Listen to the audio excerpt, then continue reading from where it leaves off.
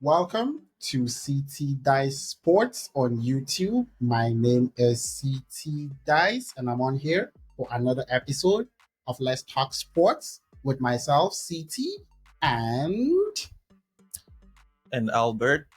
Um, Welcome to this our second episode of Talk Sports, and today we'll be diving into the NBA preview, yes, upcoming season starting on the 22nd of October. So I'm excited. yeah, let's get right into it. So, for this episode, I'm going to do a quick breakdown of what we're going to be talking about.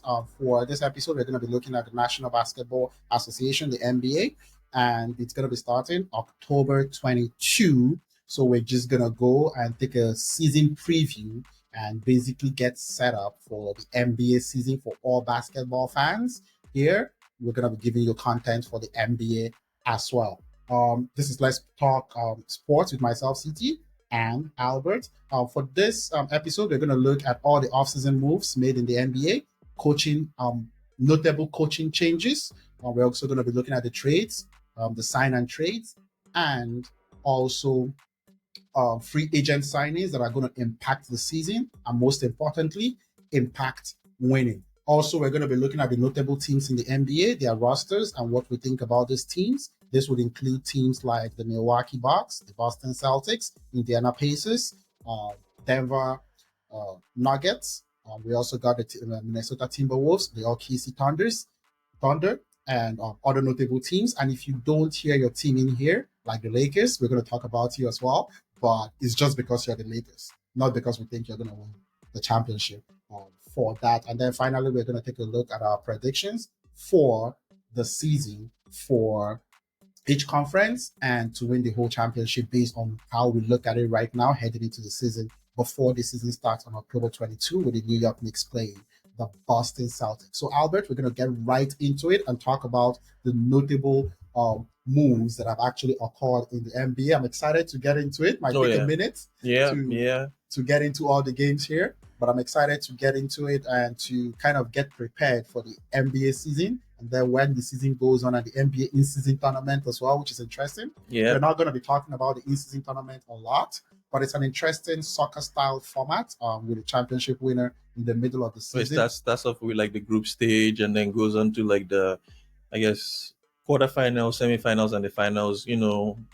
One like win or go home kind of situation, so it always makes that interesting. So And it's in the middle of the season around December when November the NBA starts in November into like December, I December. think. The And finals is in December. yeah. So that, I guess, because nothing exciting really happens in the NBA in November, right? So like that idea to have like the in-season tournament is a good way to kind of like keep fans engaged, around that time too, or time of the year. So it's a great idea. Worked out well last year. I guess not a lot of people knew about it. But I think we had talked about it a little bit, and Last year. yeah, last year, and I think it all worked out well, to be honest. Like, it went well. Like, you could see like the games were competitive, and like even like the like what they did like with the courts, like where there were like different designs on the courts for like the in-season tournament games. And yeah, just seeing the players actually buying into it and actually like showing up, showing out, playing hard. I It loved it. was, yeah, exactly. And It we're was going it to was give a really shout good. out to the first time NBA in-season tournament champions, the LA Lakers. Los Angeles Lakers, yeah. LeBron coming through again for his teammates. Yep. They might not need the $500,000,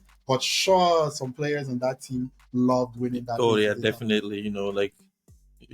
I know it's just, well, to some of them it might sound like not a lot of money. It's just 500,000, but for like the rookies and like the guys on two-way contracts, that probably goes a long way for them. So yeah, I guess like excited for them. Yes, I'm excited about that, and I'm gonna get right into it, and we're gonna get into the show basically.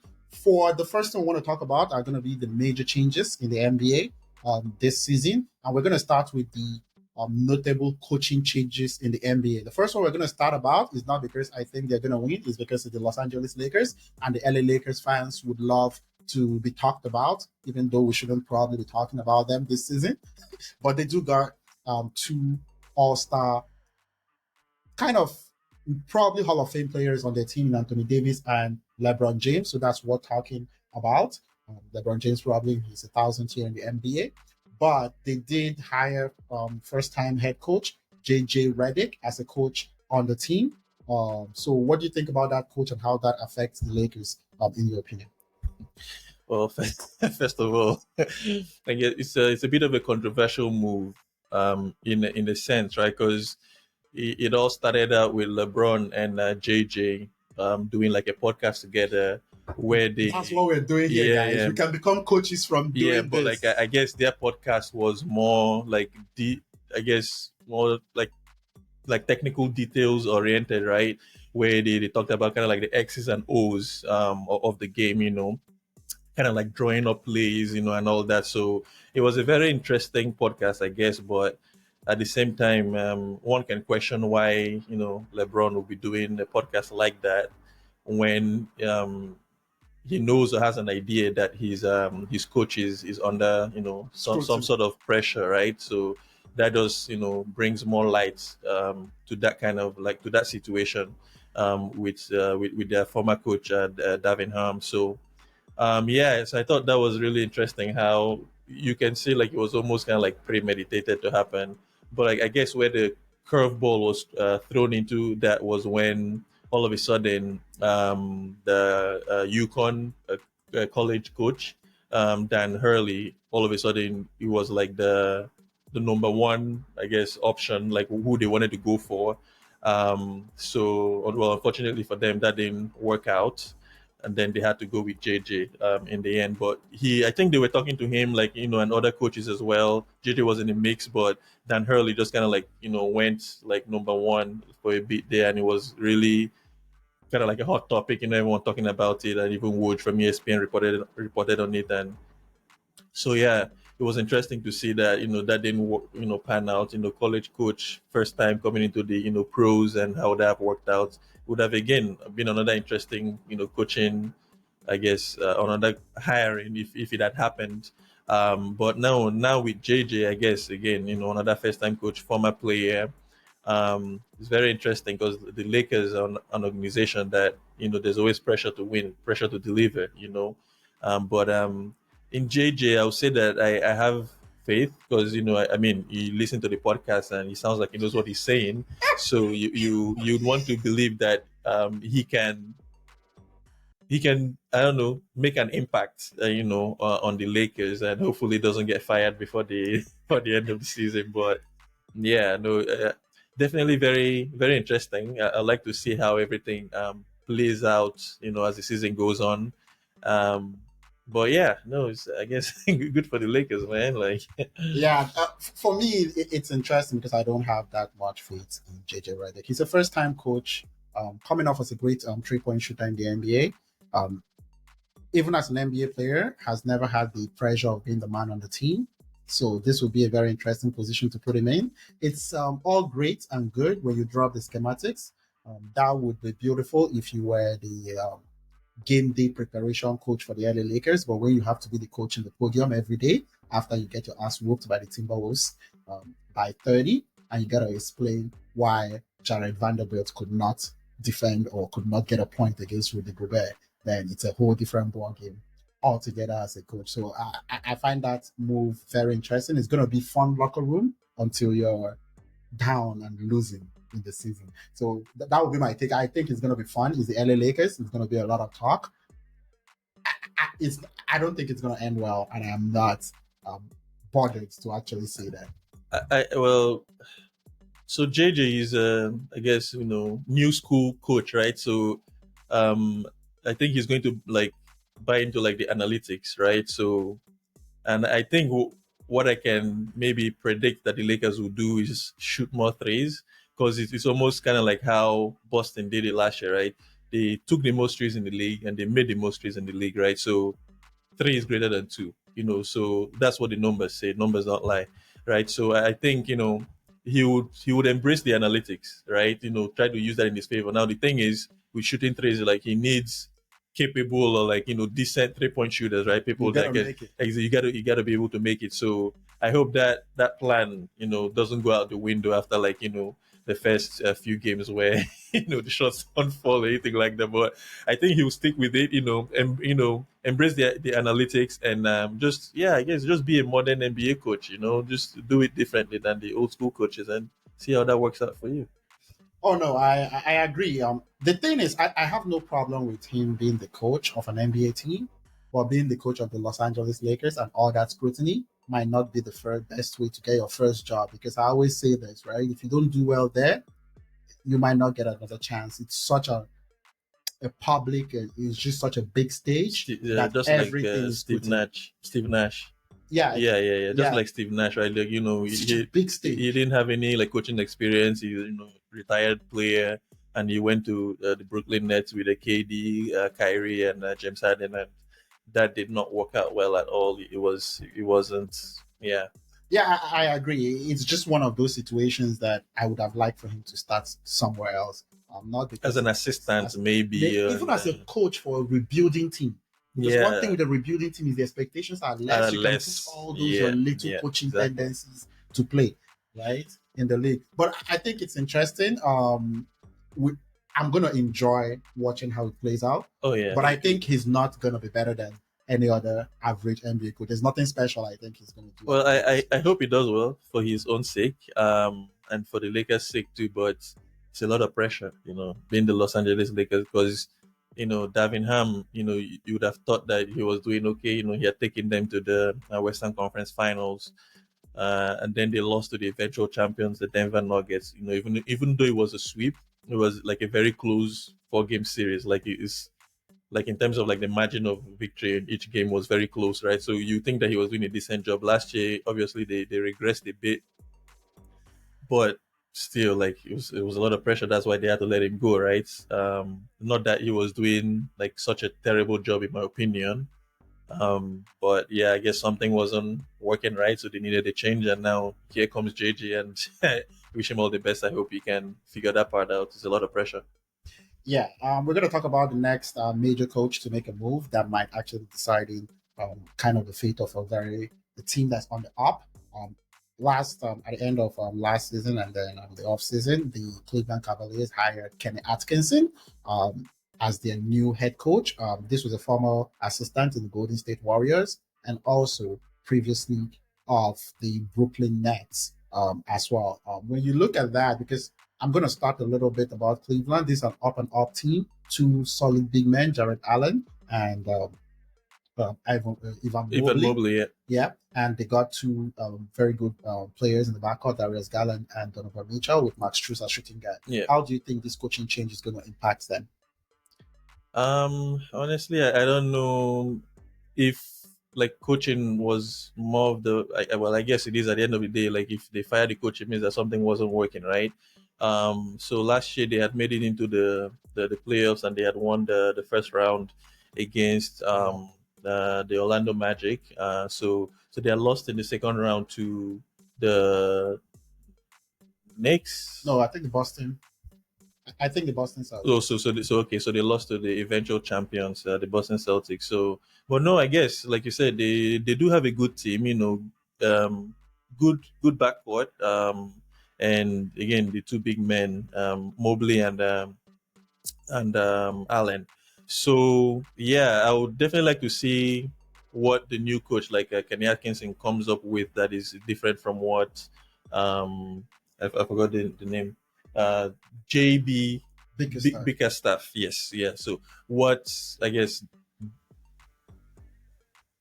different way that he's going to, I guess, go about, putting the team together, like, like even, I guess, getting the locker room together and all that. And another thing too is like, praying or hoping that the star players stay healthy enough to, be able to like, help him be a successful coach. Yeah, one thing I would say from Kenny Atkinson's time is that similar to what we talked about, or you talked about basically with JJ Redick, he's more of a 3 point spread the floor kind of player. From the reports I got from the Cleveland Cavaliers, he's basically looking at getting them to shoot more threes. He's trying to get Ivan Mobley to be more of a stretch Stretch four. for okay. It's a very tough situation because he and Jared Allen are two twin tower really good players, but the current NBA wants to spread the floor, and even Mobley is not a very good 3 point shooter. Trying to get him to shoot that. I don't know how long that will take for that to work, or they might have to move one of them the way at some point.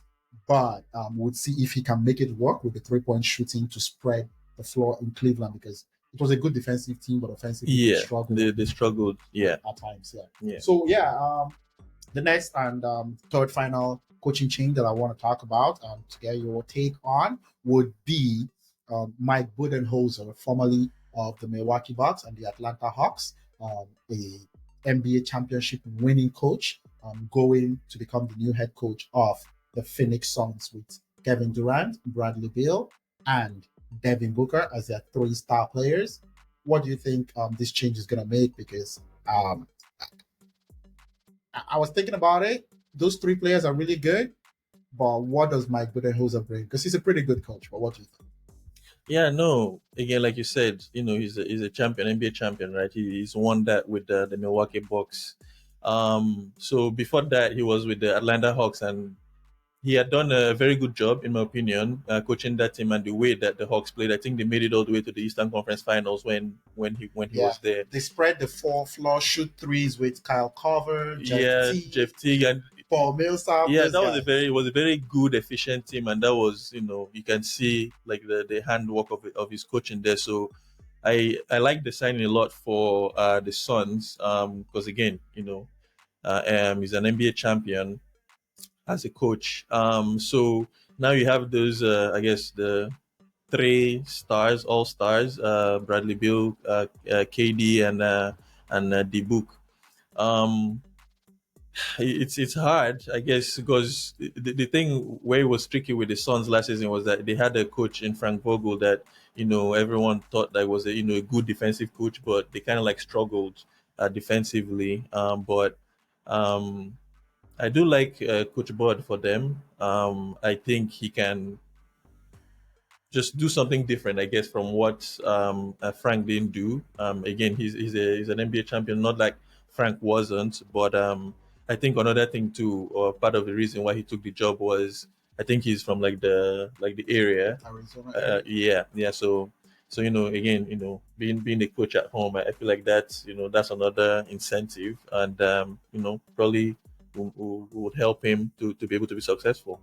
So, what do you think about this Phoenix team? I'm going to give my take really quickly about the Phoenix team. They got three players that are excellent 3 point shooters.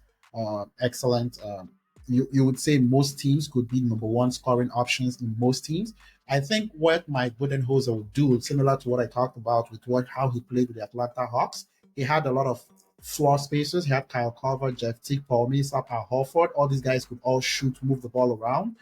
Back when he was able to take them, I think, to the Eastern Conference Finals, Yeah. for sure. So it's interesting what he can do in terms of spreading the floor. He will be able to do that. My biggest concern is that this team doesn't have the personnel to defend. So considering the fact that Mike Budenholzer, even with those teams that spread the floor, had a decent defensive team and was able to coach up the Milwaukee Bucks defensively to win a championship, how do you think that impacts the overall team based on how they're set up? Because I'm not looking at them as a top four team in the West. Should we be looking at them as one? No, for me, like there's no evidence right now to point us in that direction, right? To think of them as a top four team, probably look at them as from 5, 6, 7, Play a playing team.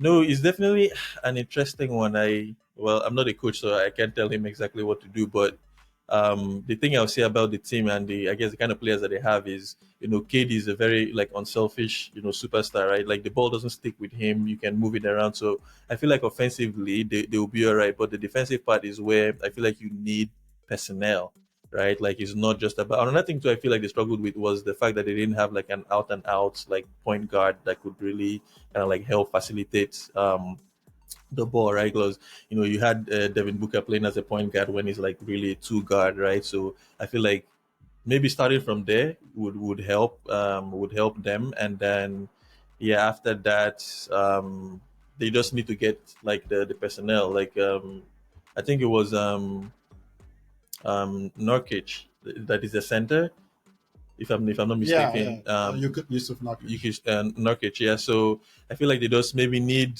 like I said, personnel like more defense-minded kind of like players, to be able to like help them, like defensively. Because I feel like they were a team last season that they were blowing like a lot of leads, just because they were not like locked in, defensively or on the defensive end, because again, they have very good offensive players in, the three-headed monster that we've called here. But yeah, when it comes to the defensive part, I feel like it's more personnel, and then coaching, would take them to the next level. Yeah, I was just looking that up. For their starting point guards this year, they have Tyus Jones and Monte Morris. That doesn't help your defense much. You still got Yusuf Nurkic and Mason Plumlee in your center positions. Um, Yusuf Nurkic can't defend anybody in the paint. Plumlee might be a better defender, but this will be very exciting and interesting because Tyus Jones could be a better ball distribution point guard, but that would be a huge defensive liability as well on the team. Or maybe they just, I guess, maybe kind of like adopt the Pacer style of play where it's more offense than anything. So you just make sure you outscore teams, and just as long as you're able to outscore the teams, you don't have to worry about playing defense, right? Like maybe they can adopt that, maybe that style of play where just push the ball high pace, score, score, score, and just make sure you outscore teams. And obviously, it won't work out every night, but say if you don't have the defenders, what can you do, right? Yeah, I would agree. The thing with the Pacers is at least they have Miles Turner to block balls. Here, there's nobody to defend the paint. But if they can play solid team defense, maybe KD rotates, helps, Royce O'Neal and stuff like Like that. on the weak side defense, like KD, coming in, and yeah, I think that could work. But hey, that's asking a lot, right? So, but we'll see. Absolutely asking a lot. I think it's gonna be interesting, basically, the way this team is gonna go. So we're gonna go to the next thing that we want to talk about, which is the biggest off-season moves in the NBA in the 2020-24, basically in 2024 off-season. And we're gonna start. I know we talked about the coaches as moves that were made. Now we're gonna go into the trades, and then we're gonna talk about basically within the trades that the sign and trades that also happened. And then we're gonna talk about the players in free agents that signed. The first trade we want to talk about will be the most recent one, which might be the The most maybe the most impactful, yeah the most impactful as yeah, well, which would be the trade of Carl Anthony Towns from the Minnesota Timberwolves to the New York Knicks in exchange for Dante DiVincenzo and Julius Julius Randle. Randle, yeah. So, just looking at that trade, what do you think, and how does this trade, in your opinion, impact both teams involved, which is New York Knicks and the Timberwolves? So I guess it's a good trade for the Knicks. I feel like last season they were a little bit offensively stifled. Like they had like very good like defensive players. Played obviously very good defense. But you could almost tell like their offense was Jalen Brunson or bust kind of offense. Like it was like he had to do so much, And again, they call him Big Body Brunson for a reason, right? He's that great of a player for them. Um, but yeah, I feel like a move like this is almost kind of like similar with Boston last season going for Porzingis, right? So you get a big man that can stretch the floor, knock down threes. I think he has like the highest percentage of threes made by a big. Yeah. So yeah, I feel like that really helps them. Obviously, he has to stay healthy, and just from what I saw last year, he's not a defensive liability. Like he can, just be a big body. Play a little bit of defense. And protect the rim. Most importantly. So I feel like it's a good trade for the Knicks. And the other way, I guess the Minnesota Timberwolves getting Julius Randle and DiVincenzo. Again, I feel like it's kind of what both teams needed in that situation. So getting Randle again, is another big man that can spread the floor. He can play down low as well, and DiVincenzo is a like a good shooter, right? So and yeah, I feel like yeah, both teams it's almost like you wouldn't say it's an equal trade, but like I feel like the moves that made sense for both teams. That's why like I feel like they agreed to make it work. Yeah, I would say on paper it looks like moves that both teams are going to benefit from, but when I look at it a little bit closer, I think the Timberwolves got a fantastic deal. In my opinion, the difference between Carl Anthony Towns and Naz Reid is not a lot. And Lance Reed was excellent last year for them. A little bit better defensively, but could also knock down threes. And now you're getting Julius Randle, which is basically a bully in the paint. He can make a few threes, but definitely he can basically pound the ball down low as well and speak, kind of even assist a little bit in terms of um, handling the ball a little bit as well. So that would be interesting. I don't think Julius Randle was the most important piece to it. I think the Timberwolves knew they could live without Karl Anthony Towns, get the salary off the books, and Nasril steps into that role more. And then they're getting DiVincenzo. I think DiVincenzo helps that team in terms of knocking down shots and playing solid wing defense for the Timberwolves. I think the GM for the Timberwolves did an excellent job in that trade, considering what they're trying to build there with Chris Finch as the coach. The second trade that I want to talk about would be the trade for DeJounte Murray from the Atlanta Hawks to the New Orleans Pelicans. I think this was an interesting trade because it broke up the partnership between DeJounte Murray in Atlanta with Trae Young, and now he's going to form a partnership with CJ McCollum and a more traditional point guard for the New Orleans Pelicans. I think the Atlanta House got back a few players, Dyson Daniels, Larry Nance Jr. Picks back for him. What do you think, and how do you think this impacts Zion Williamson, New Orleans Pelicans with a traditional point guard in Murray? And also, what do you think the Hawks do without DeJounte Murray at this stage? Well, the Hawks, I feel like they'll suffer defensively because he's a very good perimeter defender, as a point guard, So yeah, definitely, I feel like the Hawks would miss him like a lot. So going to New Orleans, like that's a to me is a great move. I guess it was inevitable that he was going to move. He's always been like in trade rumors and hearing him landing on different teams, but I guess they finally made it work and they were able to trade him to New Orleans. So I think that's a very interesting backcourt now for the Pelicans. So him and CJ, CJ is the veteran guy. The shooting guard can handle the ball. Now having like a Dejounte that is also like a point guard. Very good defensively. And yeah, like that helped the team. And now the Zion hopefully stays healthy. And Brandon the Ingram. Brandon Ingram, yes, Brandon Ingram. So yeah, I feel like the team got better in my opinion, and I hope they stay healthy and be able to make some noise in the West. Oh yes, I think it's going to be interesting. This time around, I think he gets to run as a point guard, and Zion gets to get a pick and roll partner as well. So it's going to be interesting how that plays out. How much better are they going to be? Zion Williamson has to stay healthy, Yeah, and then we'll find out how much impact that could be. On the other side, I think basically the Hawks are tanking. I don't think they're any good. They can't stop anyone to save their lives. And Trae Young's a horrible defender. I don't think they're going. Um, Probably put up some points, try to outscore people, not a lot of wins in my opinion. The next major move would involve a team we already talked about in the New York Knicks. They did get Michael Bridges from the Brooklyn Nets as well in the trade.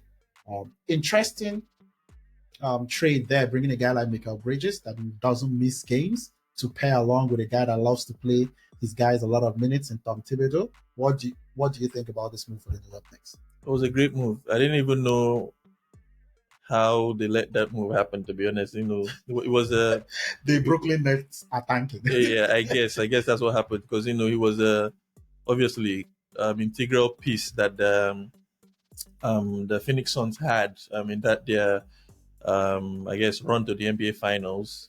So unfortunately they had to lose it because they got was it KD and Bradley Beal. But when he played for the Nets, it was almost like he was a different player. It was like all star caliber. Like like he played like a kind of like a supporting role, like when he was in when he was in Phoenix. But when I saw him play for the Knicks, it was almost like a all star caliber kind of player. So it was like a player that could do it all. He could score, he could shoot the three, he could defend. Like for me, it was like I'm like, how are you losing this guy as a player? But obviously. he went to a team where the team allowed him to do that because they didn't have like those quote unquote superstar players, right? So now for him to go down to the Knicks, I feel like the Knicks just they got even better, right? Like having a, like you said, a guy that is healthy, doesn't miss games, is always playing very good, like on ball defender, perimeter defender for the Knicks, playing for coach Tom Thibodeau, that is a defense minded coach, and it's like it's a win-win for the Knicks, man. Like that move to me was one of my favorite like off-season moves, and yeah, like I see him making a big impact. Like imagine him on the wings with OG and Onobi on the other side. Like that is wicked perimeter defense that they have right there. So and then again, it's not like he's a slouch offensively too. So it's a great move, man. It's a great move. Yeah, I agree. I think it was a terrific move. This team in the Knicks probably have one of the better starting fives in the whole NBA. So I think it's going to be. The thing I like about him is he kind of fits the mentality of Tom Thibodeau. Don't miss games, play hard, play tough, play defense, knock down shots as well. So I think he's going to fit right into what the Knicks are trying to do over there. And then the final trade that we're going to look at before we look at sign and trades is the impact of Alex Caruso from the Chicago Bulls to the OKC Thunder.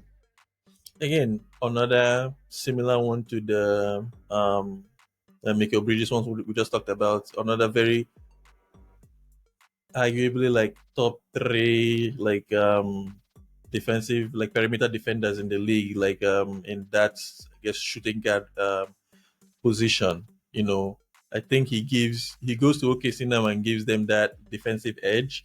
They've had Lou Dots that I guess is their main like perimeter defender, and adding him to that only makes them better. Hopefully he's able to knock down his threes. And help them spread the floor, and yeah, like because OKC is already, in my opinion, a very well coached, you know, team, and the way they play together as a team, and it's only a good addition. From here, I feel like it's upward and onwards for them. Yeah, I think that was a fantastic addition. And if you look at that addition, they also let go of Josh Giddy, which, in my opinion, is addition by subtraction Yeah, for the OKC Thunder. This team is building a fantastic team here for that. And then to the two sign and trades that occurred over the summer, the first one we're going to look at would be Clay Thompson leaving the team that he won multiple championships in the Golden State Warriors. So he's not going to retire a Warrior. So he's going to go and play, signed basically a $50 million 3 year, I think 3 or 2 years, 3 years. I think, 3 years yeah. sign and trade with the Dallas Mavericks. So just looking at that trade, he brings in basically perimeter defense and scoring. At this age and injuries, what impact do you think he brings for the Dallas Mavericks? Well, definitely a guy with championship experience, is the most important thing there. He has 4 championships on his belt. So, the Dallas Mavericks, they haven't won since 2011, and they're definitely looking to, get over the hump again, right? They just lost to the Boston Celtics, so they're looking to get better. So I think it's a very good move for them, getting that veteran that, has been there, he's done it. He's won, he's lost, in the NBA Finals, and, you know, apart from like the age and the injuries, I think he's still a very good addition. He's still one of the fiercest 3 point shooters in the league in terms of like his averages, and he can help them defensively as well. So yeah, I feel like it's a good move for them. Unfortunately, I guess it didn't work out with Golden State. Because you would have thought that he was going to retire there, like you said, but that didn't, I guess, work out in the end, in terms of like, the contractual situation. And I think even the Lakers were really interested in getting a player like him. But for him, I think he was just thinking, go to a team that is, he's close to like, getting over the hump, which is the Dallas Mavericks right now, and see if he can help them. And that would even be better if he can get a fifth championship. Why not? Yes, it would be very interesting if he can go outside of Golden State and prove that he can win a championship with another team. Because Dallas Cowboys and Dallas Mavericks are not too far off from winning the NBA championship. They were in the finals, so you can't actually say that they're not pretty close to winning one. So that championship experience might be something that puts them over the top in for that goal. And then finally would be DeMar DeRozan signing with the Sacramento Kings on a 3 year, $73.7 million sign and trade with the Chicago Bulls. What do you think the Sacramento Kings gets in?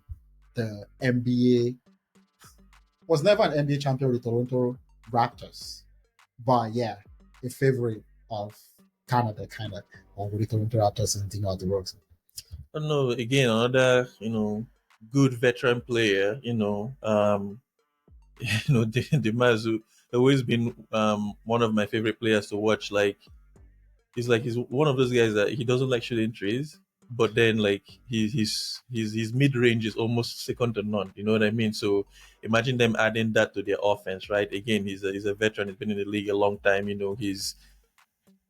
He hasn't been to the NBA finals, but he's been to like the conference finals, so he definitely will bring a lot of experience. And yeah, I feel like that really helps them, get better. The Kings are a team that they've kind of been like making some noise, playing. Hovering Yeah, around, exactly, like making some Wolverine. Like I noise. really like De'Aaron Fox, their point guard, and you know and Sabonis, their center. So they have a very good team there going, and I feel like adding a veteran like Demar only makes the team better, in my opinion. Yeah, I actually think they can only get better with it. They did lose Harrison Barnes. That's not a very big deal for the Sacramento Kings losing Harrison Barnes and bringing in a guy like DeMar DeRozan to the team. And then for the biggest free agency signings for the last offseason, we're going to start with the biggest one on that basically happened, which was a kind of a full max contract for Paul George going to Philadelphia, 4 year, $211 million. So here he's basically pairing up with Joel Embiid, Tyrese Maxey, trying to go get a championship there in Philly. How do you think Paul George fares in Philly, and what kind of role does he bring to this Philly team to get them over the Well, most importantly, he stays healthy. And if he does, I feel like it's a great situation for him to go into because, again, now he's another veteran player, has been in the league a long time. And now going into Philly as the third option, basically, if you look at it, there's Joel, there's Tyrese, and there's him. I feel like there's way less pressure on him now. So I feel like he's going to be able to play freely. He's a guy that can play good defense, can knock down trees, has a mid range, and yeah, like this is a solid pick for them. And yeah, like I guess now they have their own big three, and yeah, I really don't see anything. I don't know how the Clippers lost him or if they wanted to, but I guess things didn't work out there, and now he's in Philly. So as long as he stays healthy,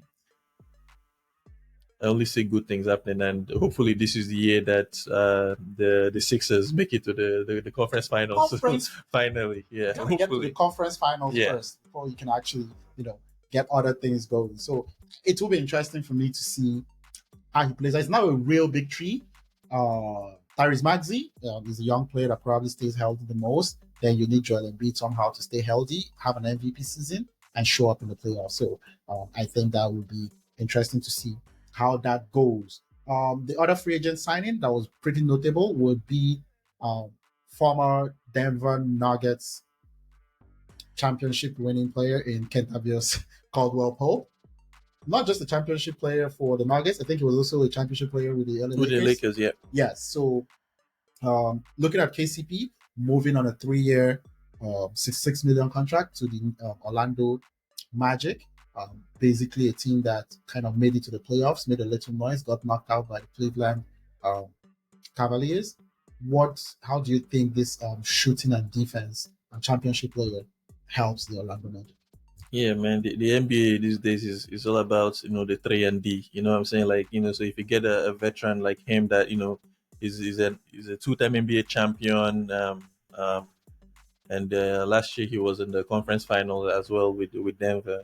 So adding that to an up and coming team, with young talent, and they had finished I think fifth in the standings in the East last year, ran into Cleveland, and I feel like that series could have gone anyway. But I feel like um, just Cleveland just had more experience, you know. Exactly. So I feel like this adding a player like KCP, 3 and D guy, very efficient. I feel like that really helps them get better, and hopefully they're able to finish even better in the standings in the East, and make some noise there. Oh yes, I think it's an excellent signing to help that team. That team has really promising players like Paulo Banquero, Franz Wagner, good defensive players, and Sox as well. So KCP kind of helping the young team kind of take the next leap in the conference, in the Eastern Conference, and hopefully go a little bit further for the team. So I thought that was notable. Getting paid as well. It's important that he got paid. He's a quality player for a while, coming all the way from Detroit. I think Detroit was the team that drafted him.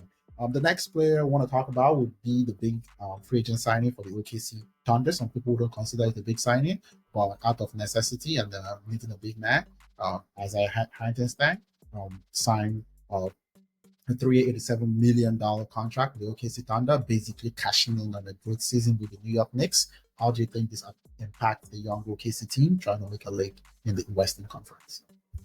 Yeah, I think the big I guess missing piece for the Thunder last year was like that, I guess, big body center, just somebody else that could kind of like help Chet, play, I guess, rotate in that position or depending. So again, this is a good, defensive center that they have here. So I feel like that would really, really help Chet Holmgren next season, and just kind of like take off that pressure from him, at least defensively on the defensive side of the ball. And yeah, just let Isaiah go and do his thing on that side of the ball. And I feel like again, he's another very good signing for the Thunder. Sam Presti, doing his magic again there. So the Thunder, I guess, further in the show would we'll talk more on them. But yeah, that's another very good signing. Again, something that they were almost seemed like they were lacking, and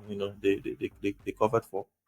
Yeah, and just so that we can move ahead and get into our notable team outlooks, basically in the NBA, I'm going to quickly talk about the two other signings out of respect for quality players in the NBA later in their career. My favorite player, I'm always a Russell Westbrook guy. Why not? Ross, kind of like my favorite player in the NBA. It will take a while before somebody takes up that position. But out of respect, he's actually signed a 2 year, $6.8 million contract with the Denver Nuggets as well. So that would be an interesting signing. He's going to come in here, play the bench role, be the leader of probably the bench on that team, unless there's an injury to Jamal Murray, bring some energy to the team. Probably not at the same level he used to be, athletic wise, but probably game wise and just leading the backup team for the Denver Nuggets. That's not very good. Russell Westbrook moving to Denver from the LA Clippers. Also, Chris Paul signed a 2 year, $10 million contract with the San Antonio Spurs. Not 2 year or 1 year, but a $10 million contract with the San Antonio Spurs as well. Basically, interesting signing for the San Antonio Spurs, giving Victor Wembanyama a pick and roll partner, helping those young players in San Antonio become better pros, just the same way he did in Oklahoma City when they surprisingly made the playoffs in OKC. So I think Chris Paul just brings experience and learning and teaching. He's probably not going to be healthy enough to make an impact the way he did in OKC, but teaching those young players out there how to be pros and helping Wembanyama in the pick and roll and helping him how to improve his game as a big man in the NBA. That would be, I think they just pay him here as a player coach, but still that's a valuable position to be as well. And then to the next part of the program or basically the episode would be to just take a quick look at the notable teams in the NBA. On here, if you don't hear the name of your team among the notable teams, it's because I don't think you're going to probably be a championship contender. And I'm going to say this ahead of time. The Golden State Warriors are in there. I don't think they're contenders. The Phoenix Suns would not also be here because I don't think they're contenders as well. And they didn't do anything last year for me to show them some respect, even though the Pacers is going to be here. out of respect for being Eastern Conference Finals. I'm just going to start quickly. I'm going to list out the starting lineups for each of these teams as we go. It's going to basically be random. I'm going to list out the starting lineup, the depth of the team, and the coach of the team. And then we're just going to have a little conversation, me and Albert here, about each of those teams. So I'm going to start with the Boston Celtics out of respect for the defending NBA champions, Boston Celtics, for this Outlook show. First of all, I'm going to go with a lineup for the Boston Celtics. At point guard, you have Drew Holiday, championship winner with the Milwaukee Bucks, now also with the Boston Celtics. At shooting guard, USA Olympic winning player, and Derek White. Small forward, Jalen Brown. Power forward, Jason Tatum. In center, the starting player projected should be Kristaps Porzingis, currently injured, so Al Horford will probably be starting in that position at the moment. And then on the bench, Sam Pritchard, actually Peyton Pritchard, Sam Hauser, Luke Connect are the main players on that rotation. And then for the coach, championship winning coach, Joe Mazzulla. What do you think about this Boston Celtics team going into the season? They're the defending champions for a reason, and you can say they have the best starting five in the NBA. Coming off of their championship win, I only expect them to get even better, as a team now, knowing that they are the champions, and everyone will be coming for them, to be ready for that fight. So yeah, like there's always something to be said about a team that is able to keep the same, like the core of the team together after winning the championship, where they were able to, I guess, sign or extend Jason Tatum's contract, making him the highest paid player in the history of the league now. And, just they're keeping the status quo, which I think will be good for them. And, having that continuity going into next season, they're the team to beat for sure.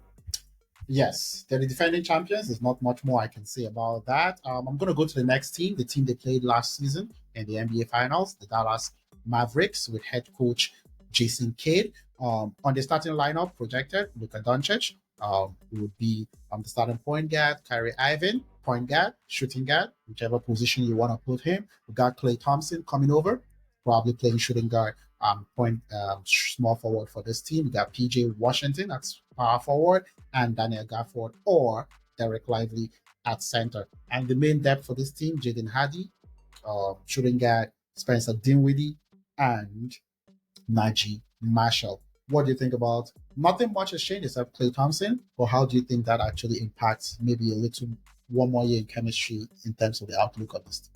Oh yeah, again, it's another team that they didn't lose like any of their core players from the finals run that they had. So I only expect them to get better. With the addition of a veteran player like Clay, and man, I like the way just Kid coaches that team. Man, obviously we Luka to Luka is so good that you always expect him to even get better. You know what I'm saying? Like it's nothing new for him with the way he plays the game. And another great thing that's happened for them is Kyrie just not having that off Right. off the court drama going on. So they made it all the way to the NBA Finals, lost to the Celtics. I expect them to only get better and be able to like make another push to the NBA Finals again. And yeah, so the next team we're going to be looking at would be the Minnesota Timberwolves, led by their all superstar, probably at this point, Ant Man, Anthony Edwards, and their coach, Chris Finch. Their starting lineup, basically at point guard, with Mike Conley. They also have their Ant Man shooting guard, Anthony Edwards. When people start referring to you by just like a short form or whatever, you're getting there. You know what I mean? So Ant Man, basically Anthony Edwards, shooting guard. Then you got Jaden McDaniels at small forward. Julius Randle coming over on the trade, projected to be the power forward for the Minnesota Timberwolves, and then multiple time defensive player of the year, Rudy Gobert at center. The depth for this team, you have Naz Reid on the bench, Nickel Alexander Walker, and then Dante DiVincenzo coming over from the New York Knicks as well. We have two major changes on this team that we're playing big minutes, probably. How do you think this impacts this team considering they played in the Western Conference Finals last season against Dallas Mavericks? Yeah, no, like I guess the more I listen to you calling out that started five, and also the I guess the depth that they have on the bench, because come playoffs, like you really just what 7 8 deep, Yep, like most of the time, and you can see like all those guys that you call, they're actually people that can make big contributions come the playoffs. So, and Julius Randle, like I said again, is a very good addition for them.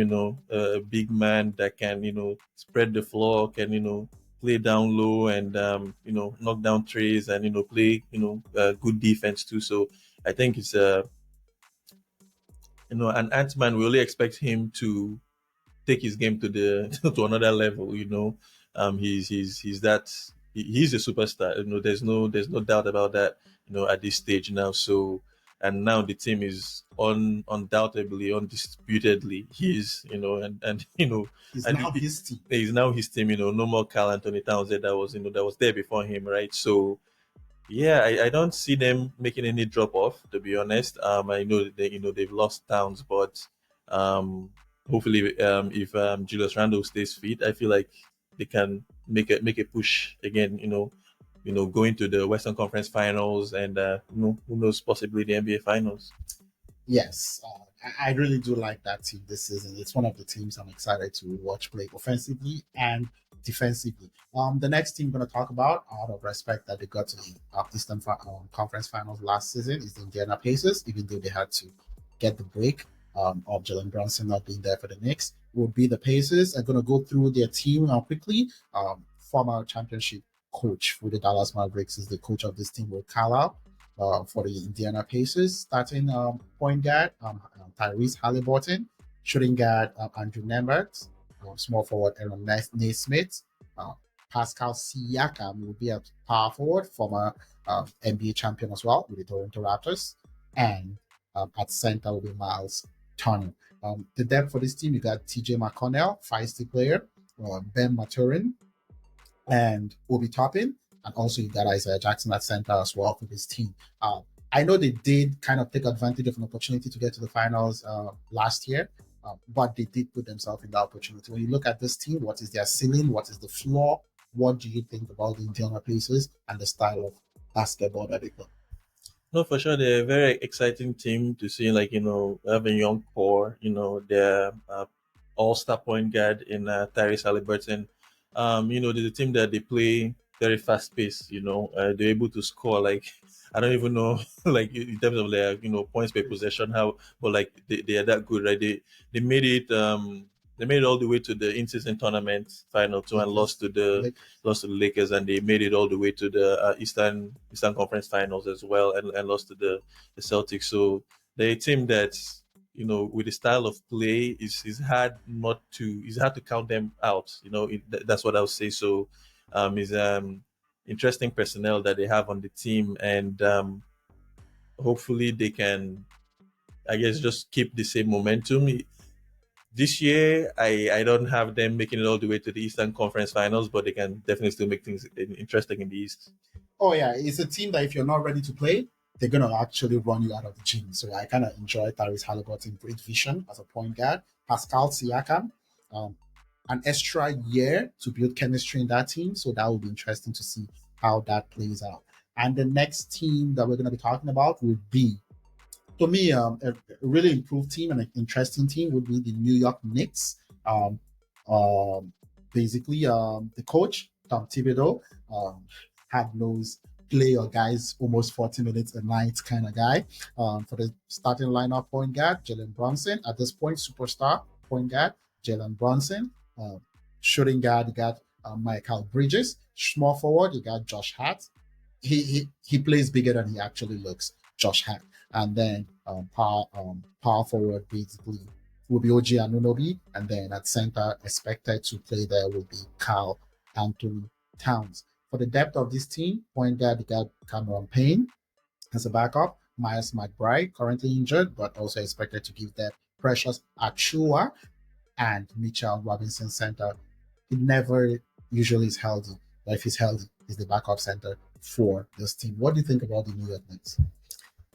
Oh yeah, I feel like the Knicks this year. might just find themselves in the NBA finals, We, possibly. we're getting ahead of I ourselves. know, but like I again I still like, for me, I like a team that like plays defense. Like they play that hard nosed defense, and that's the way their coach, Tom Thibodeau, coaches them to play. And with the addition of Carl Anthony Towns, coming from Minnesota, being able to help them offensively. Because last year, I feel like I said, I feel like a lot of the scoring load was on the point guard Jalen Brunson, and once he got injured in that series against the Indiana Pacers, Pacers, yeah. against the Pacers, and you could tell like there was no way out of this. So again, that's a team that I like their wing play with Michael Bridges and OG Anunoby. So all in all, very very good team.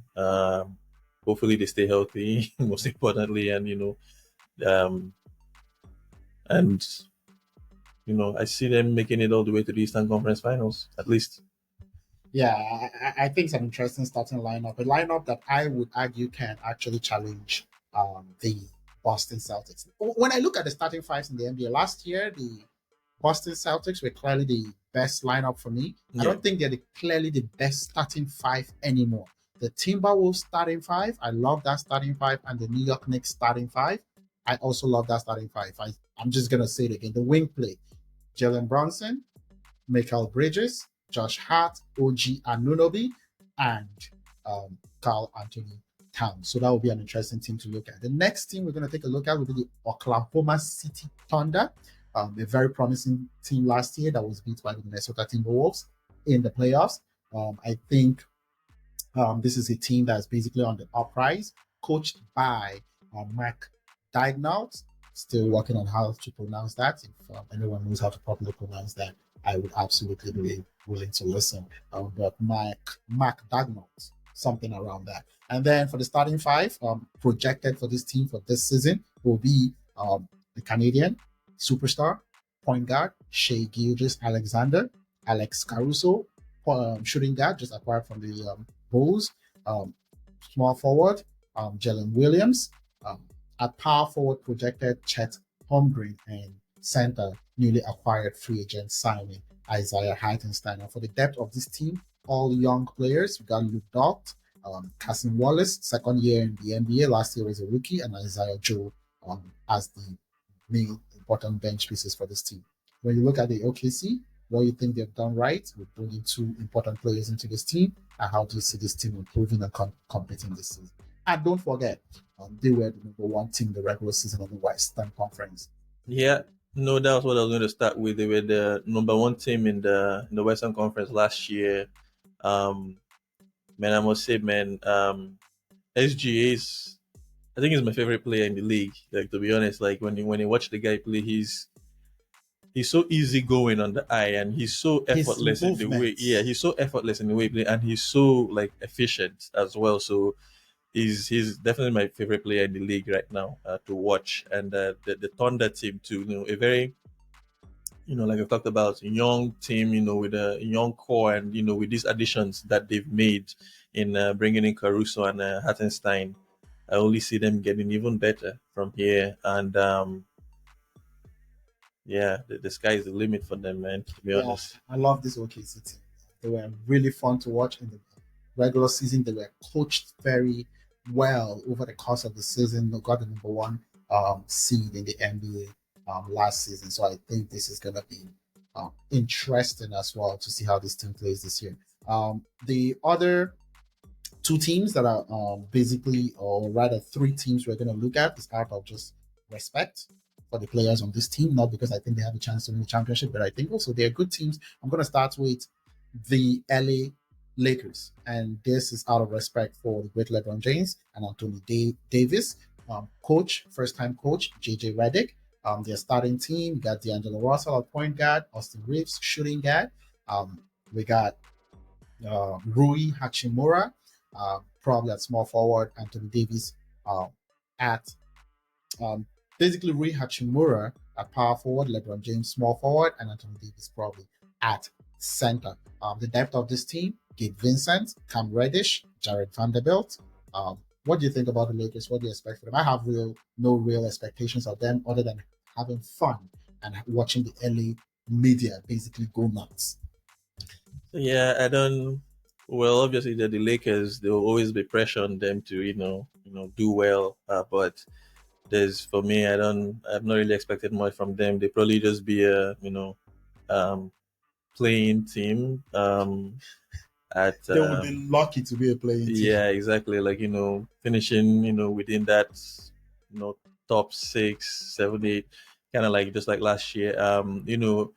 Last season, I guess they lost their best perimeter defender to injury in Jared Vanderbilt. So hopefully, if he stays fit, he can help them on that side of the ball, and also give Vincent. He had come back last season, but again, he's another good perimeter defender as a point guard. Can also like help facilitate the offense for the second unit. So I think for them, the most important thing, their focus should just mostly be on being healthy, and if they can be healthy and with LeBron James and Anthony Davis, still playing at a very high level. LeBron, I feel like they can just be that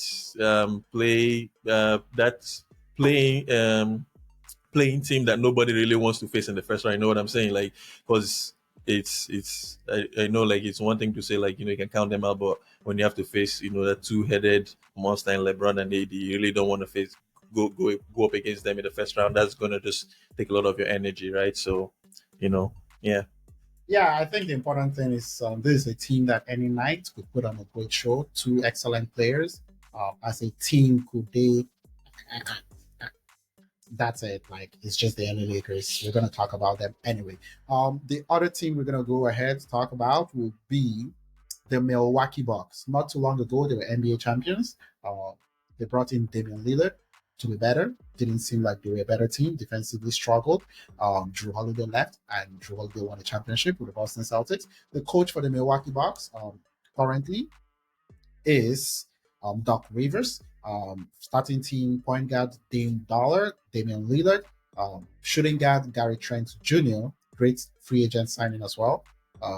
For a small forward, Chris Middleton, Giannis Antetokounmpo would be the superstar, multiple-time MVP of the Milwaukee Bucks, and then center Brook Lopez. The depth for this team, excellent role player in Bobby Portis, Delon Wright coming in as a backup point guard, and Torian Prince also on this team.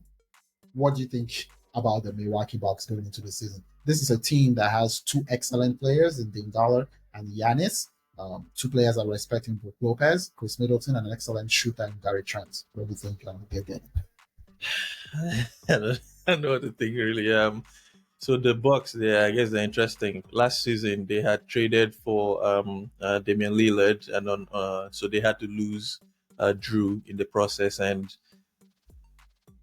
it was almost like the NBA was hanging in the balance, waiting to see where Drew Holiday was going to land, and then wherever he landed, that team was almost kind of like going to be favorites in a way. So I feel like they haven't quite recovered from losing Drew Holiday. He was their point guard and their best perimeter defender by a mile. So last season they just didn't look the same. I know it was a mid-season um, appointment for Doc Rivers. So hopefully, having a full training camp ahead and the players being fit and available, they'll be able to just be better than last season is the most important thing. I feel like that's what they should be aiming for, just aiming to be better than last season, and then see where it goes.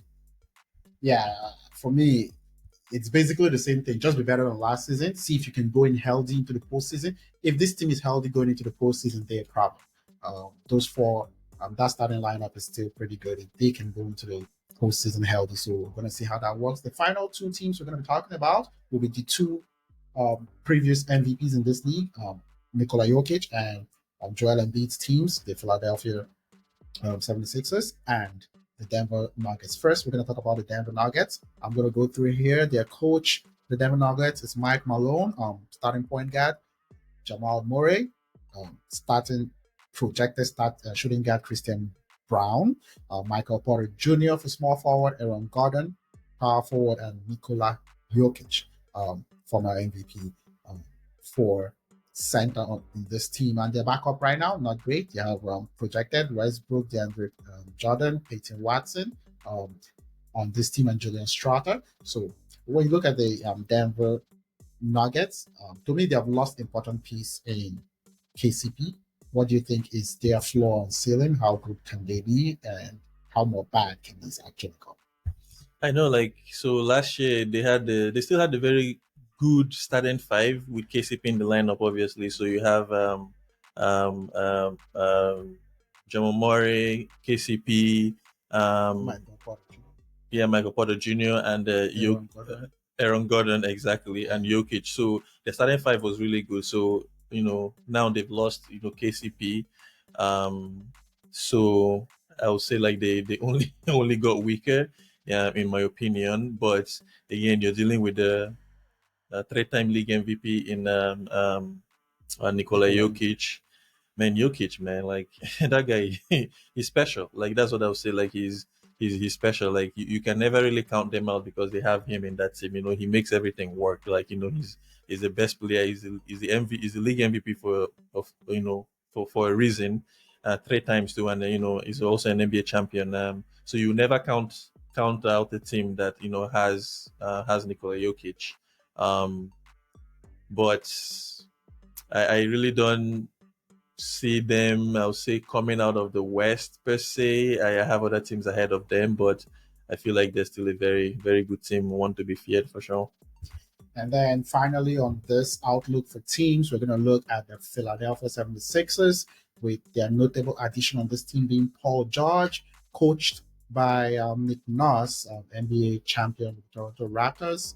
You got a point guard, Tyrese Maxey, Kelly Oubre Jr. as shooting guard, Paul George at small forward, Caleb Martin at power forward, and former MVP Joel Embiid as well at center. So you need Embiid basically to stay healthy. On their bench, you have Kyle Lowry, Eric Gordon, and Andre Drummond. And Drummond, I think, is a big pickup for them. What do you think about this team? Oh no, I definitely like the Sixers too. I think the story of the offseason so far is that Joel Embiid had lost up to 20 pounds in weight, so Mm. taking some of that weight off of his knees and all that. So I think the biggest thing for them is Joel Embiid staying healthy. Last season, he basically played the postseason on one foot and he still averaged like 35 points. He's definitely someone to be feared. So if he can stay healthy, maybe this is the year, like I said earlier, this is the year that they make it, break that barrier and make it all the way to the Eastern Conference Finals. But it all boils down to Joel Embiid being healthy. But that is a very, very good team. When you look at it, I feel like they're very well balanced team. Obviously having Joel Embiid, formerly MVP, who says he probably won't be a two-time MVP this year, right? If he stays healthy, and looking at it, like their perimeter defense in with Paul George, Kelly Oubre, and offensively too. Like I feel like they have firepower like everywhere. So like yeah, like they're really good, and I don't see any reason why they shouldn't make it all the way to the Eastern Conference Finals. Oh, yeah. So Eastern Conference Finals there. So now we're going to go into our picks for this season. So this is an exciting part for me. So we just look at the whole season and give what we think is going to happen in regular season, and then the NBA finals. It's a preseason one. So many things can happen over the course of the season. Bad form, injuries, players getting traded, players improving their team at the trade deadline. So many things can happen, but just looking at from where we're coming from last season and the impact changes that teams have made, we're going to make our regular season top four. You can go top six just to avoid the playing teams if you want to go that far. But in my opinion, top four teams basically kind of thinking about kind of a semi-final in each conference. And then we're going to just look at who we think is going to be in the conference finals, NBA finals, and the preseason pick for the NBA as well. So what do you think? And I'm going to give mine as well for the West, and then for the East, your top four or top six teams, whichever way you want. Yeah, I think it's always easy to start with the East because it's almost like they just have the East is top heavy. You know what I'm saying? Like, so I have the obviously the Boston Celtics, the defending champions. Then the New York Knicks, the Philadelphia 76ers, and then the Milwaukee Bucks. And then after that, you can maybe say, Indiana, Cleveland, and Miami. So yeah, but I feel like the top four will probably, be that way.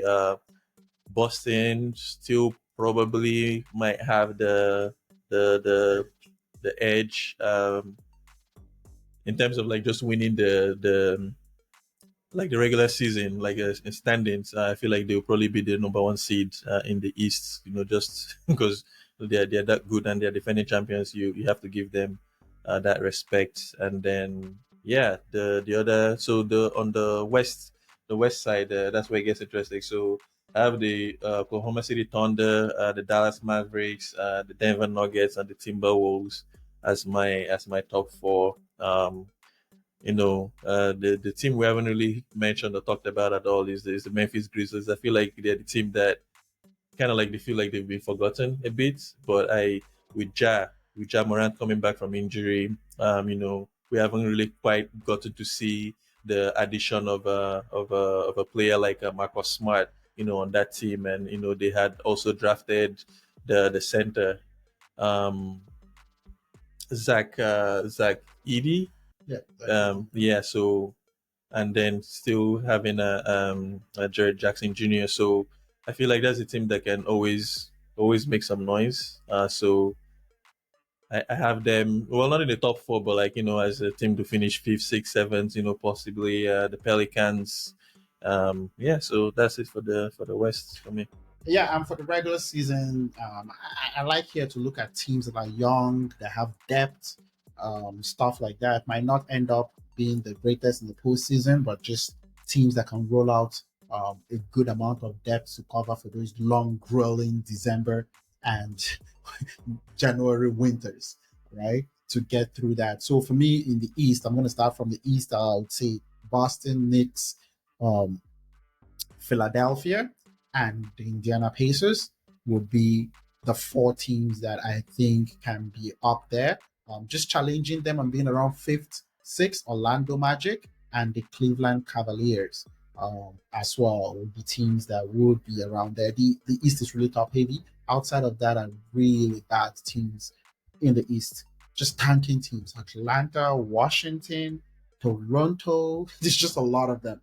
Brooklyn Nets, just gonna be really bad teams. And then for the Western Conference, young team can put up a lineup, want to win every night. Oklahoma City Thunder, I think they can win it again. The Timberwolves, solid depth. A team I think that can withstand stars missing one or two games, but a pretty young team, not injured often. Mike Conley might be the older veteran there that you might worry about, but a team with real good depth in the Timberwolves. Also, I got the Dallas Mavericks finishing top four. And this is actually tough for me between the Denver Nuggets and the New Orleans Pelicans. I'm not sure how DeJounte Murray is going to fit in there, but I'm going to go on a limb and say the New Orleans Pelicans because I just don't want to put the Nuggets there. I think their depth is really poor. Losing KCP and losing important depth players. When I look there, Westbrook is not what he used to be. Peyton Watson, Christian Brown now probably in the starting lineup.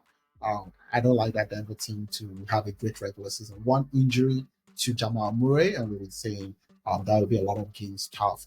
Nikola Jokic, you expect him. I hope that he stays healthy all season.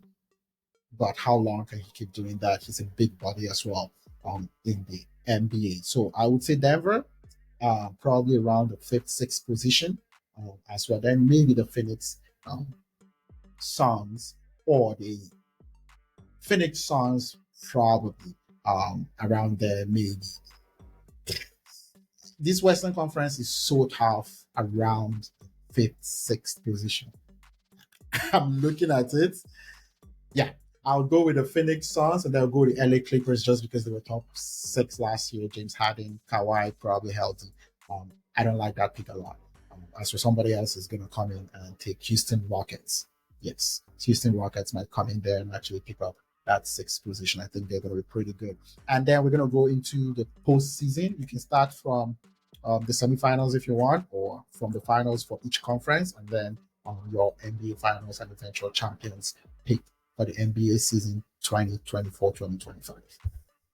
Yeah, so I guess I'll just go with the Eastern Conference Finals and then Western Conference and then who meets in the NBA Finals. So, for me, I have the Boston Celtics and the New York Knicks meeting up in the Eastern Conference Finals. So Philly for me was definitely one that I considered, but I'll just go with recent history. Joel hasn't been healthy, especially come playoffs, and then the fact that the Philadelphia 76ers haven't made it to the Eastern Conference Finals, and Ever. since Joel has been there, right? So I'm just I guess backing on that history, and I'm going with the New York Knicks, health being on their side, and obviously the defending champions is an obvious pick there, to make it there in the Eastern Conference, and then in the Western Conference, I have the Oklahoma City Thunder going up against the Dallas Mavericks. Will be, in my opinion, a very very interesting, very interesting matchup there. So coming out of the East, this is my bold prediction. So I have the New York Knicks uh, beating the defending champions Boston Celtics. I guess that is by design, how it played out in my head, because in the past 5 6 years they haven't been repeat champions in the NBA. The closest I'll say to it would be the Boston Celtics, but again, I'm just going with history here and saying that the Knicks find a way to beat them, right? To get over the hump. Definitely see going a 7 game series, and just the fact that I feel like everyone would be coming for the Boston Celtics. I feel like just maybe they might succumb. That's how I put it. It's not like they wouldn't be up to the task, but just going with again history. I feel like if they make it all the way to the NBA finals, I feel like they'll be favorites. So just because I think that they won't be a repeat champion, so I'm going with the Knicks to edge them in that matchup. And for the Western Conference, I have the Oklahoma City Thunder beating the Dallas Mavericks. No particular reason, to be honest, but just because I guess right now Shea Gilgeous Alexander is my favorite player in the league, and I just really like the Oklahoma City Thunder team. See them getting better from last year, and then I feel like with the additions that they've made, definitely going to be able to make it all the way to the NBA Finals. And then who do you think is going to be your eventual champion? So I'm My just going to wait for me to up. I'm going to Yeah, go first. yeah. I'm going to go first before you do that. So for me, in each of the conferences, the Eastern Conference, I would go with the New York Knicks playing the Boston Celtics. Same thing. I think the starting lineups for these two teams are really good. Barring any injuries, I expect them to be right there at the very end. Challenging would be the Philadelphia 76ers. In my opinion, for one of those sports, that if they stay healthy and don't flame out in the playoffs. But I think Knicks versus the Boston Celtics in the Eastern Conference. And for the Western Conference, I would go with Wolves, the Minnesota Timberwolves versus Oklahoma City Thunder. For me, it's going to be absolutely exciting. I think these two lineups are able to win. Young, veteran, size on both sides. Sentinel, Hartenstein versus Rudy Gobert. It's gonna be a joy to actually watch two superstars, young superstars, Shea and Anthony Edwards. Absolutely great matchup, I think, in the Western Conference finals. Dallas, basically, one of these teams will have to knock out Dallas as the competitors. And then for the NBA finals, for me, I'm pretty I think the Boston Celtics does it, barring any injuries as well. I think Porzingis is going to be a major issue. Without Porzingis, I don't think this team goes over the hump. His injury history, but if he's there, just a tough dynamic lineup to actually beat, especially with how small the Knicks would be in the backcourt, considering Mitchell Robinson is never actually healthy, and it's going to be a Porzingis versus Carl Anthony Towns. It's going to be interesting to actually see. Then for the Western Conference, I will pick the Minnesota Timberwolves to win the Oklahoma City Thunder. Um, I think I changed that because I like the depth of. I think the Timberwolves have very good depth. The addition of Julius Randle and DiVincenzo is similar to what OKC did. So now it's going to be about Will. You got a um, defensive former defensive player of the year on the Minnesota Timberwolves. You got Ant-Man, and you got it's gonna be a fun thing. For me, it's basically gonna be an interesting series. 7 games, no real. Whoever comes up big wins. I'm gonna pick one side. I'm gonna pick for a little bit more experienced team than the considering they have Mike Conley in that for the Timberwolves versus the Oklahoma City Thunder. And then for the finals, I'm gonna go with my pick first between the Boston Celtics and the Minnesota Timberwolves. I think the Timberwolves do it, guys. I think what the GM did by bringing DiVincenzo and Julius Randle, the depth of this team, it pays off. They lock people down defensively. It doesn't matter for me if Boston is fully healthy or whatever the case is. This team comes in, gets offense from DiVincenzo, gets offense from Nasri, gets Anthony Edwards as their main player, and they actually lift the NBA championship against the Boston Celtics. Not repeating as well. So yeah, I have the Oklahoma City Thunder coming up as the NBA champions, and again, it's probably a biased pick, but again, I see them peeping the New York Knicks in the NBA Finals. I just really like the outlook of the Oklahoma City Thunder team. Again, I feel like if they get to go up against the New York Knicks, they'll probably be a 7 game series going all the way to the wire, one possession game, game 7, seeing something very dramatic happening in the dying seconds of the game. And I feel like the Oklahoma City Thunder. Now I know a lot of people will say like, they don't have the experience or they're super young, but I'll say in Shea, anything is possible. So that's my pick. I'm sticking with it, barring any injuries, and let's go Thunder. Yes, I really like the Oklahoma City Thunder. For me, it's like you gotta get that one more taste. You gotta get to the finals. You gotta get over one hump and then the other hump. That's how I feel about it. I think it takes a little more than just bringing Hartenstein. There would probably be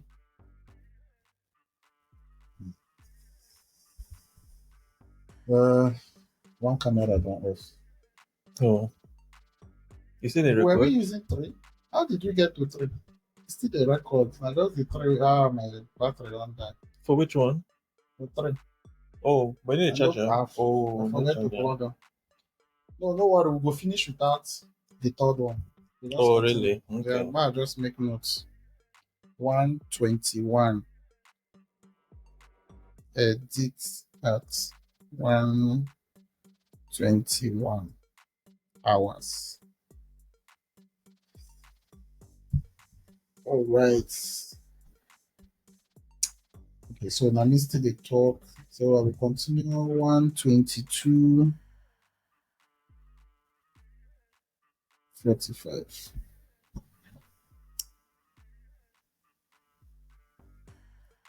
Yeah, I do like the OKC Thunder, but a little bit grinding, a little bit getting closer to it, wanting it more, being so close. Maybe they get to the finals and lose to the New York Knicks, as you said. But I do think the Wolves kind of win it. Anything can really happen over the course of the season. And then finally, for the NBA preview, we get to a very important part of it, the last, which is the most valuable player in the NBA. You can call it most valuable, you can call it the best player, whatever you want to do, whatever trophy the NBA decides to hand out as the MVP.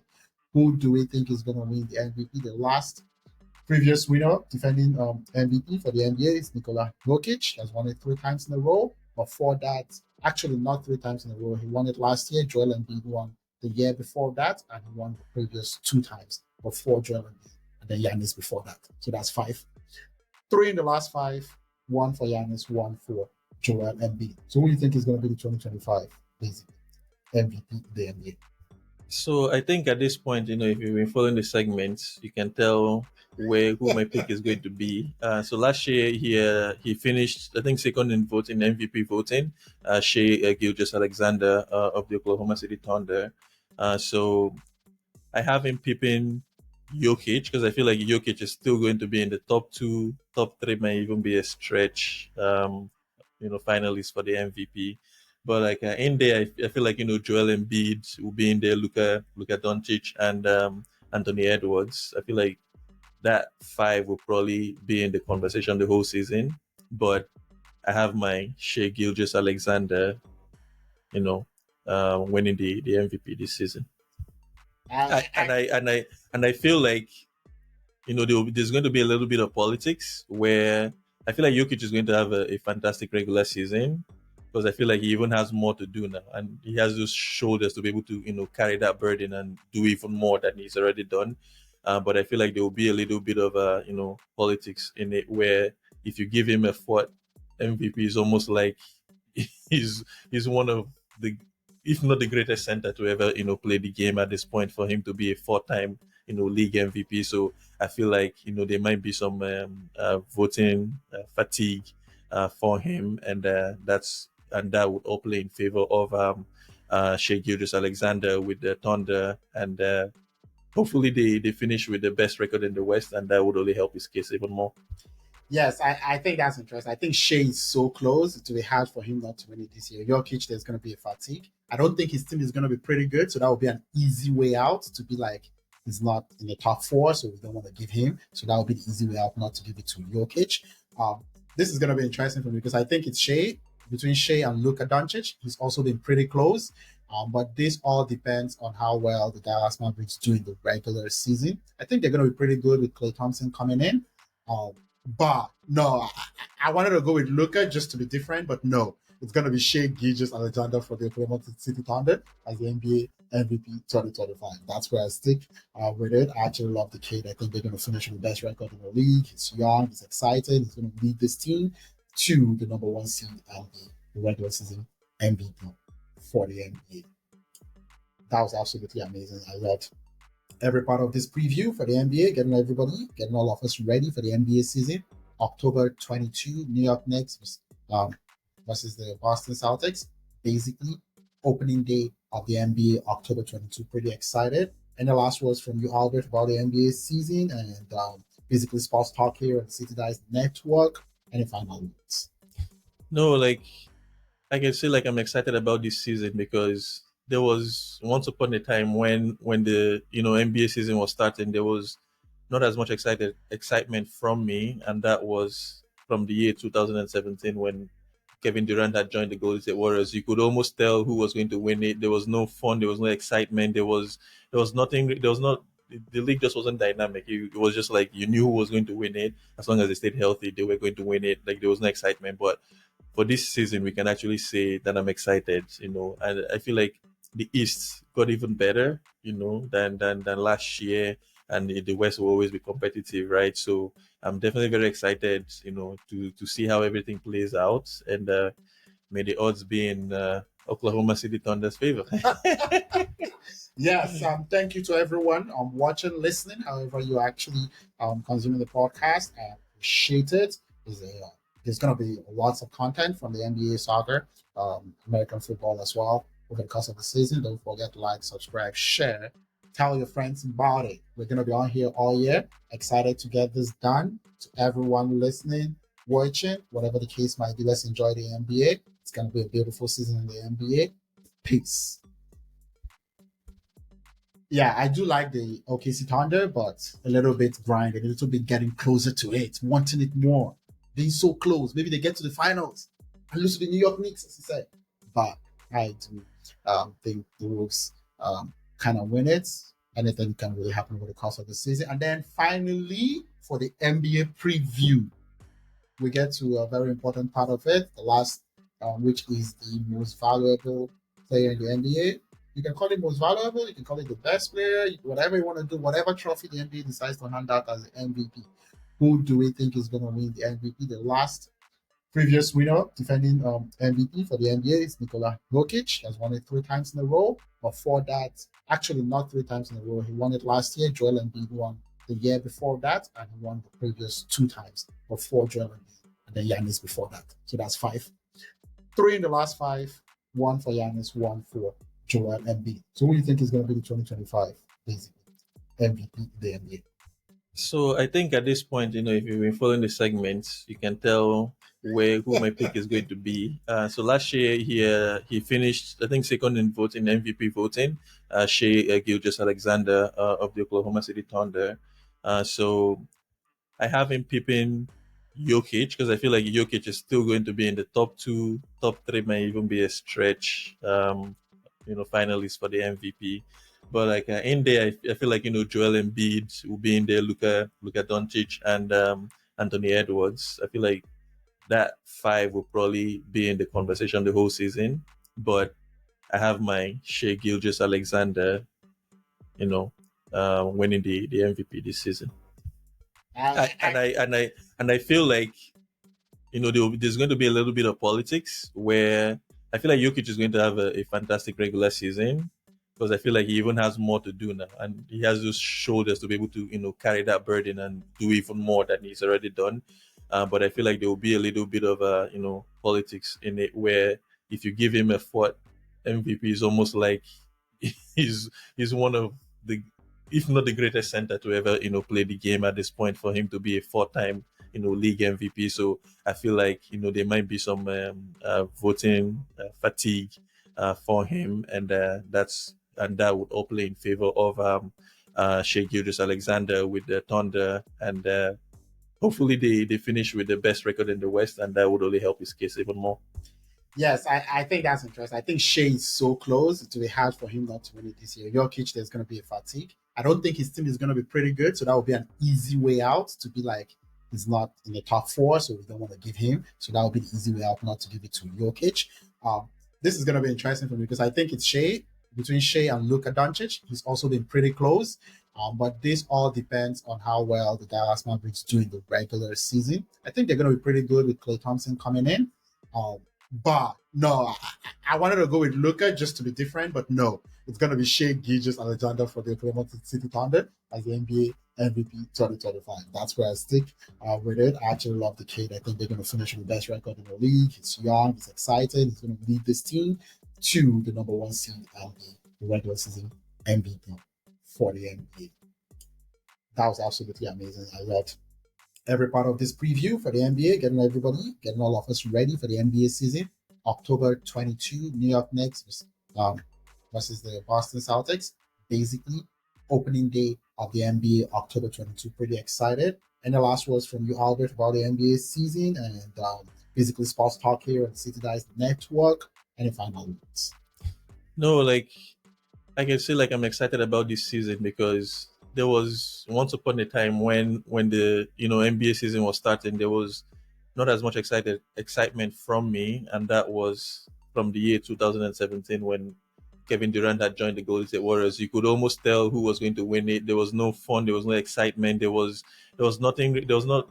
The league just wasn't dynamic. It was just like you knew who was going to win it. As long as they stayed healthy, they were going to win it. Like there was no excitement. But for this season, we can actually say that I'm excited. And I feel like the East got even better. Than last year, and the West will always be competitive, right? So I'm definitely very excited, to see how everything plays out, and may the odds be in Oklahoma City Thunder's favor.